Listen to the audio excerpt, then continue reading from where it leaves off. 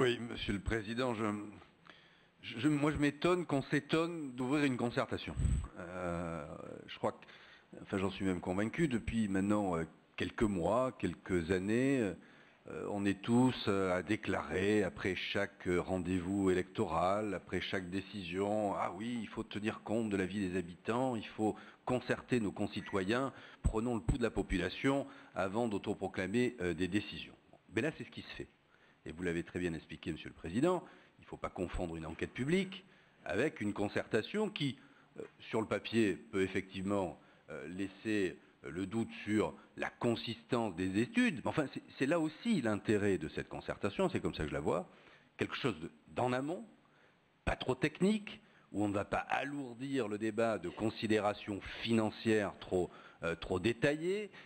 On consulte les gens sur des orientations, sur une volonté. Il y a 3 scénarios à charge pour les habitants du secteur, dont on convient tous les uns et les autres dans nos déclarations, que ce secteur du cadran nord-ouest doit être desservi. C'est inscrit au SDM. Monsieur le Président l'a rappelé. Il y a une complémentarité avec le BHNS qui est en discussion. Monsieur le Président l'a rappelé. Après, une logique aussi territoriale, enfin moi vu de Bordeaux.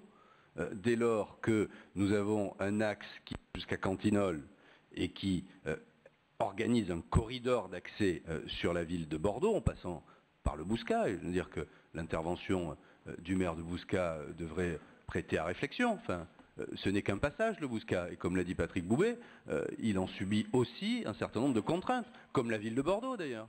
L'entrée et la sortie de Bordeaux sur la ligne c'est des contraintes. Bon.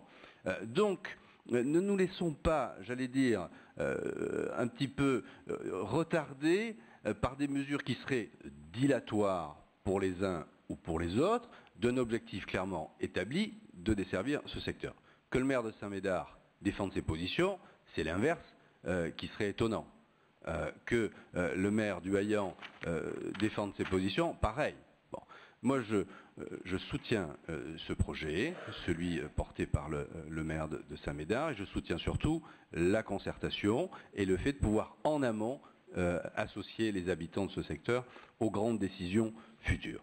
Pour finir, moi je m'étonne un peu quand même aussi, pour le coup, que certains s'abstiennent. Après, il y a les considérations locales, je les entends.